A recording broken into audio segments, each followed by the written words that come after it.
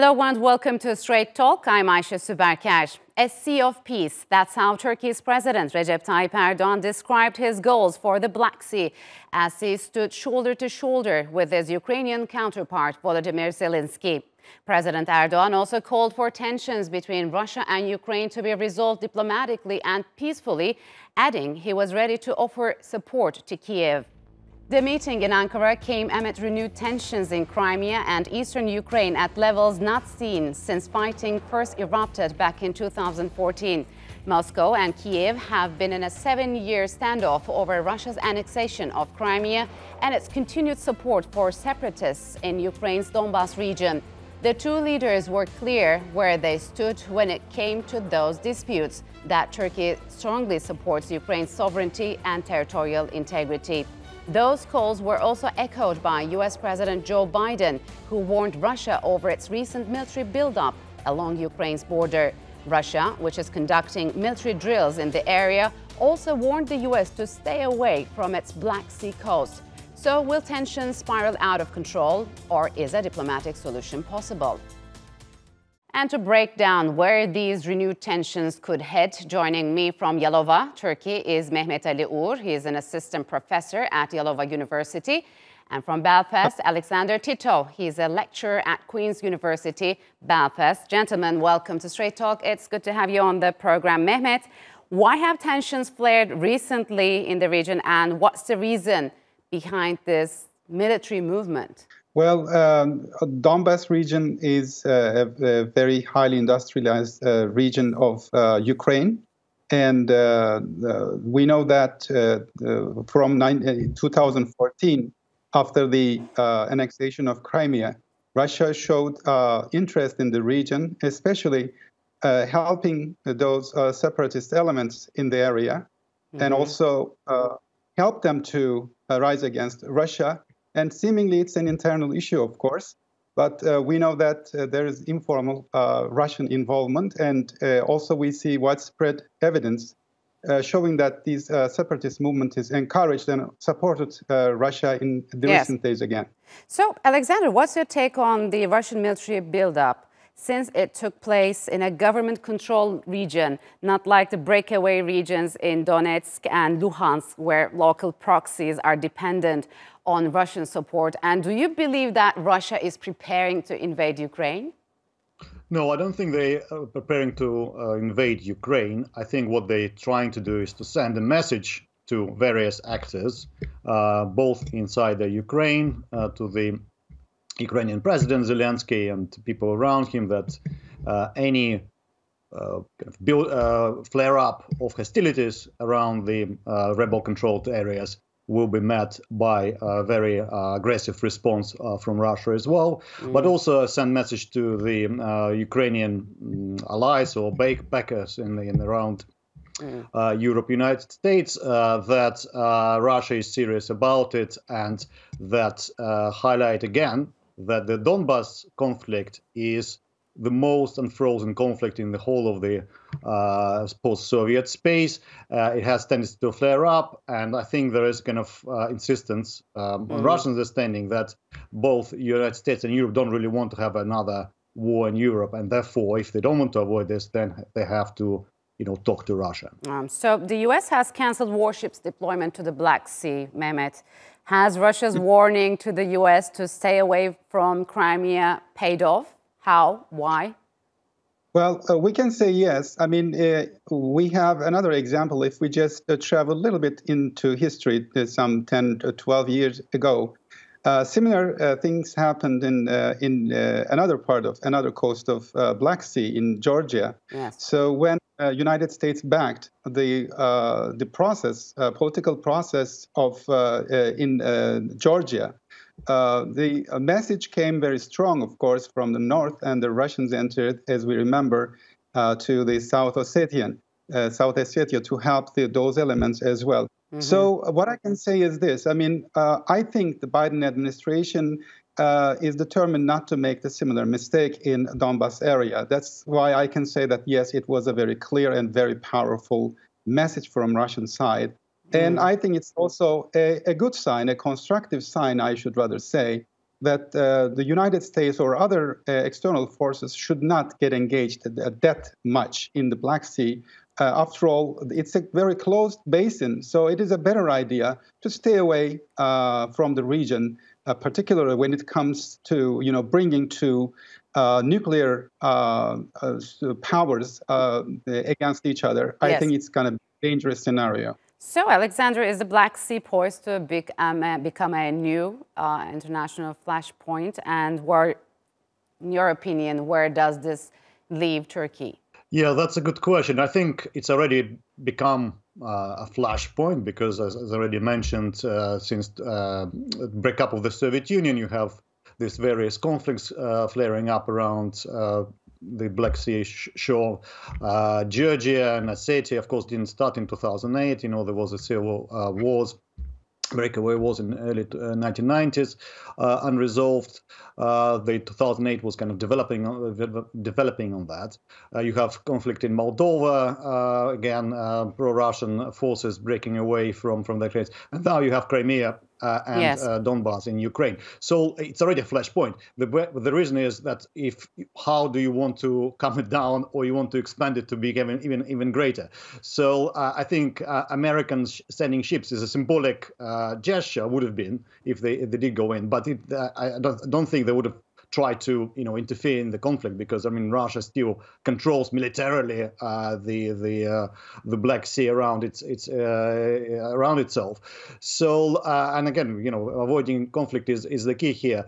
But Turkey is, of course, is the key element because it controls the Turkish Straits and it's a NATO member, but at the same time it has very close relations with Russia in all sorts of sphere, from economic sphere, energy sphere, to security sphere in Syria, in South Caucasus, Nagorno-Karabakh, and so forth.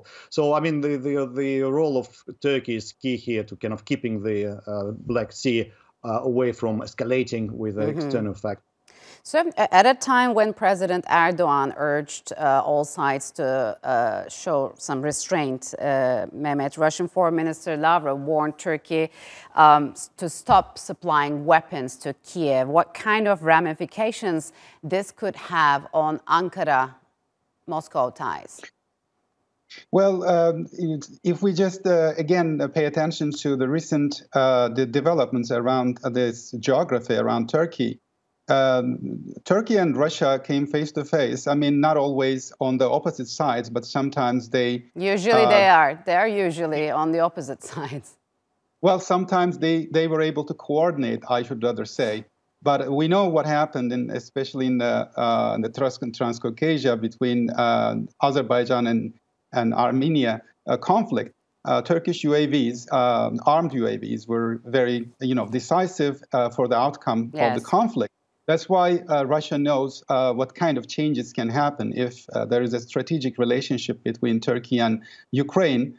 So Turkey is, of course, trying to be, as neutral as possible. But we know also that Turkey is elevating the sort of relationship to a strategic level with Ukraine. So I don't think that will, end up just changing the position of Turkey.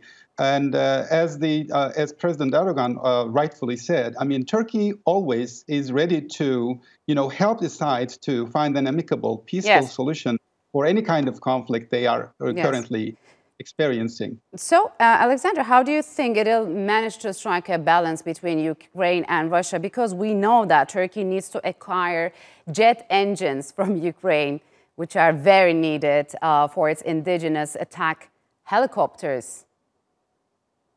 Yes, I think Turkey will have to work very hard to strike the right balance between Russia and Ukraine. I think Russians' point of view is that if you want to continue the relations with Russia, you can't be supplying Ukraine with high assault weapons. At least that's their point of view.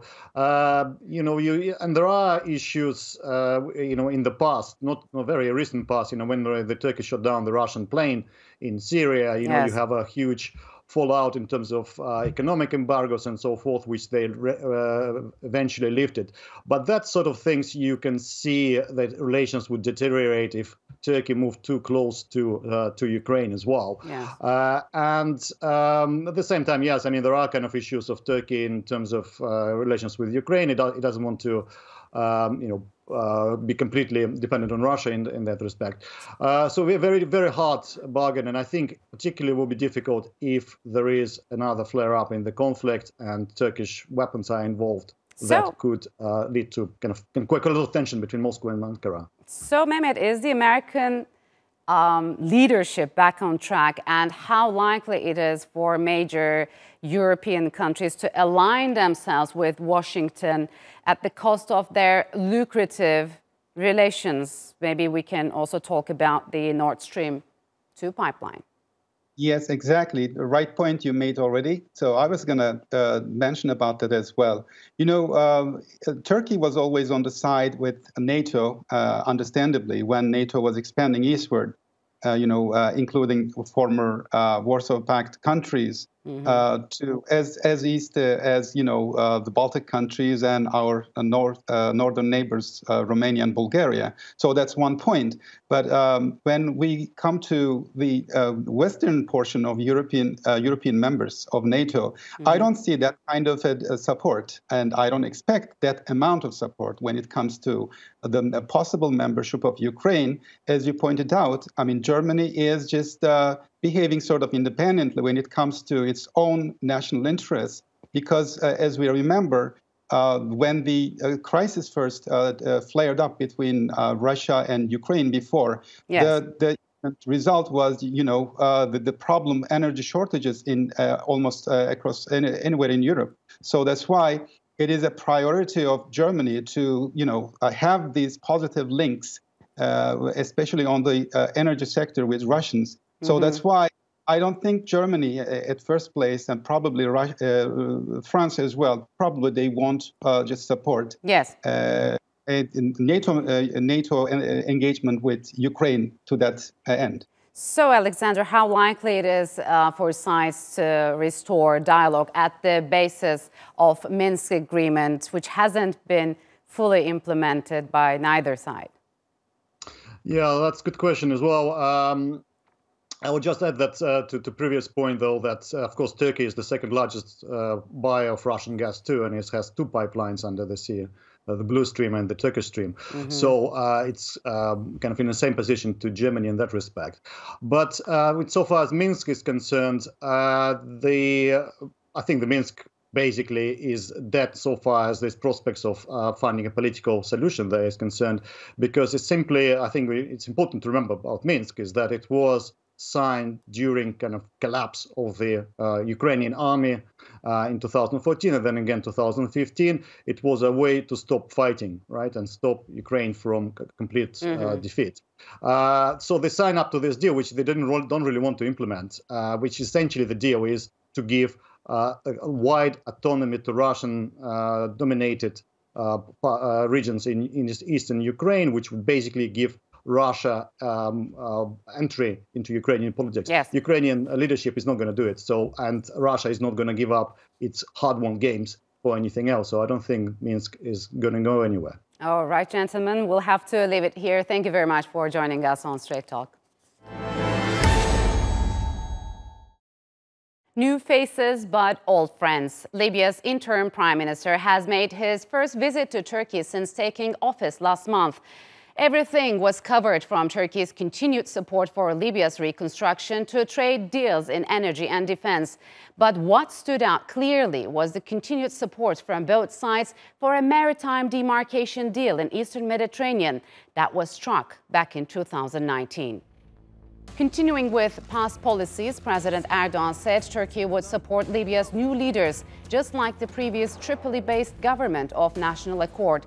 Having taken power in March, Libya's interim government is tasked with preparing the country for national elections at the end of the year. Ravaged by nearly a decade of conflict since the overthrow of Muammar Gaddafi, Libya's warring sides reached a ceasefire in October. It posed a disastrous campaign by warlord Khalifa Haftar to take the capital, Tripoli. But will this shaky ceasefire continue to hold, and is Libya ready to hold national elections in December? And to answer that, joining me from Eskisehir, Turkey, is Ramazan Erdag. He is an associate professor at Eskisehir, Osmangazi University, and author of Libya in the Arab Spring, From Revolution to Insecurity. And from London, Juma El-Gamati. He is the head of Tigir political party in Libya. Gentlemen, welcome to Straight Talk. It's good to have you on the program. Juma, Libya's interim Prime Minister Dbeibeh, accompanied by a large delegation of 14 ministers as well as high-ranking officials, paid a visit to Turkey. Could you talk to us about the significance of this visit?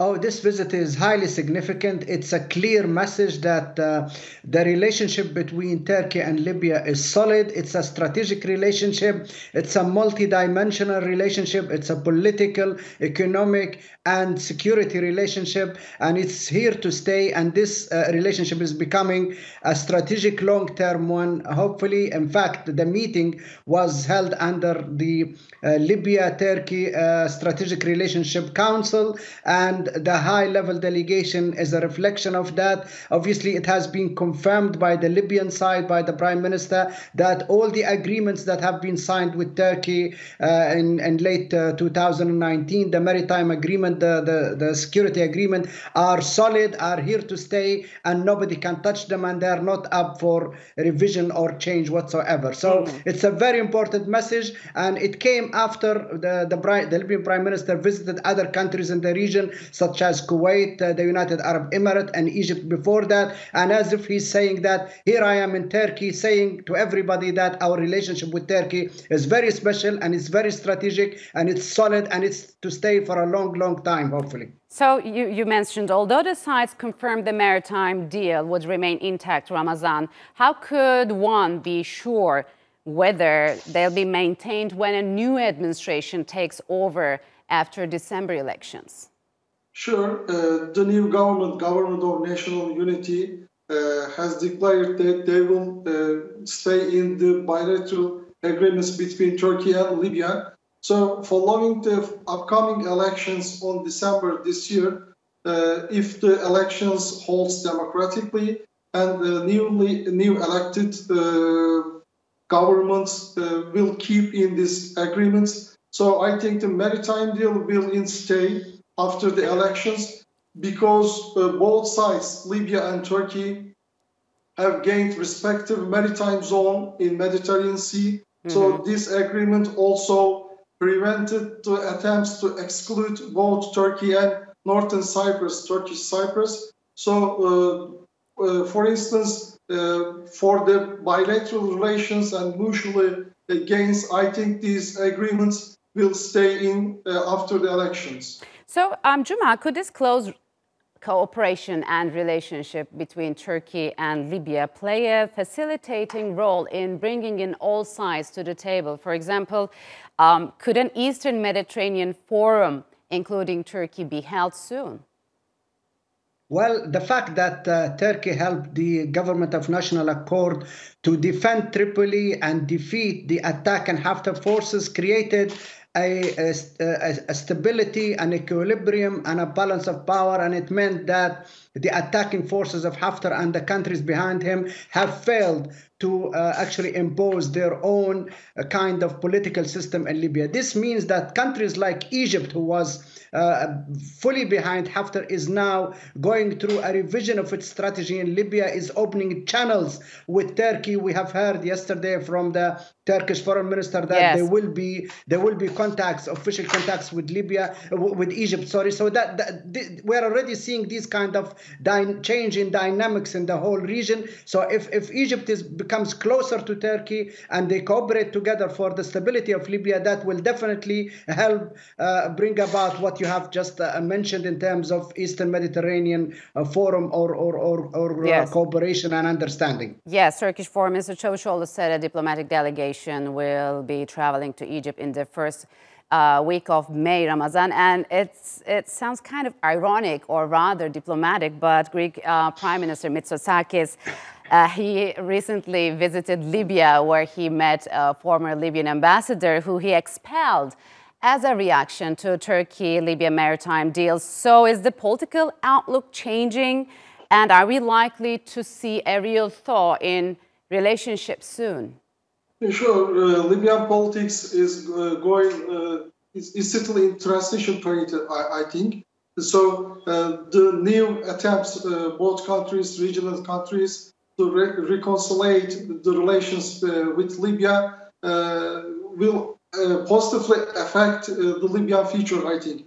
But in terms of new relations between Greece or other regional powers with Libya, should be respectful before agreements made with Turkey and Libya. So if Greece or another countries in the region make a deal with Libya or make a good relations with Libya, they have to respect the sovereignty and the equal agreements made before Turkey and Libya. So new approachment of Greece and other countries, I think, aims to take part in Libyan reconstruction process. So they have to reconstruct diplomatic ties with Libyan new government. So if they achieve this process, they would like to take part in the reconstruction of Libya in the near future. Juma, do you believe that Greece would recognize Turkey-Libya maritime deal and could renewed talks between Greece and Libya on maritime zones impact that of Turkey's? Well, the Libyan head of Presidential Council, Mohammed al-Nifi, who was, as you mentioned, was expelled by Greece in late 2019, was visiting Greece yesterday as the president of Libya. And he made it very clear that we cannot engage in any new agreements with any country because the Geneva Forum, the 75-person Libya Political Dialogue Forum, has stated that in this interim period in Libya, until we have a permanent constitution and we have a new parliament, no new maritime or any security agreements when any other country should be engaged with. So he made it very clear to Greece that he cannot discuss any agreement with Greece now. However, we can start discussions and dialogues. Yes, there can be an agreement with Greece as long as it is not at the expense or infringes on our existing agreement with Turkey. That will be very clear, and that will be in the benefit of Libya as well as Turkey, and hope we make sure that that will be there for a long time to come. So what are the other fields of cooperation, Ramazan, other than defense and exclusive economic zone that the two countries could embark upon? And how Turkey's presence is different than other countries in Libya? First of all, Turkey's military presence in Libya is based on two mutual agreements. One of them is, as you know, the agreement in the field of cooperation, security, and military. So Turkey's military deployed at the invitation of the Government of National Accord. So these agreements and Turkey's military presence is complies with international law. So Turkey's military presence, I think, prevented warlord Khalifa Haftar's forces seizing capital Tripoli. So in the near future, the Libyan, in terms of Libyan reconstruction, Turkey's military presence in Libya will also provide confidence Turkey's companies will return Libya to reconstruct infrastructure facilities and projects. Yes. So Turkey's military presence will be will be continued in terms of bilateral agreements. So, Juma, what is the latest situation in the country? How is the ceasefire holding? Is 8-month time frame enough to hold free elections? What's your take on that? Well, we hope it is. No, we still have a long way to go in terms of making this ceasefire totally permanent. There has not been any fighting since it was signed. However, the new challenge now is the presence of mercenaries on Libyan soil. The UN has said that there are about 20,000 foreign mercenaries in Libya. There are about 10 military bases. Obviously, most of them are the Wagner Russian mercenaries fighting with Haftar, also mercenaries from Sudan, from Chad, and others. Haftars, and there are military bases run by the Emiratis in Libya. These must leave Libya. We must remove them out of Libya because they are violating our sovereignty and our independence. And I think this is the next obstacle. This is the next challenge to deal with. And after that, yes, we can definitely go ahead and have these parliamentarian elections and possibly presidential elections. Obviously, we need more stability. We need improvement in socio-economic conditions for the Libyan people. And we need to make sure that elections can be held freely in the east and the south as well, where Haftar's militias are in control. So that is also another big challenge for us. Yeah, it seems they're not willing to leave the country anytime soon. Gentlemen, unfortunately, we're out of time. Thank you very much for joining us on Straight Talk. And that's all for this edition of Straight Talk with me, Ayşe Süberkaş. If you've got any comments, follow us and tweet us at Straight Talk TRT. Also, don't forget to subscribe to our YouTube channel. Until next time, take care and goodbye.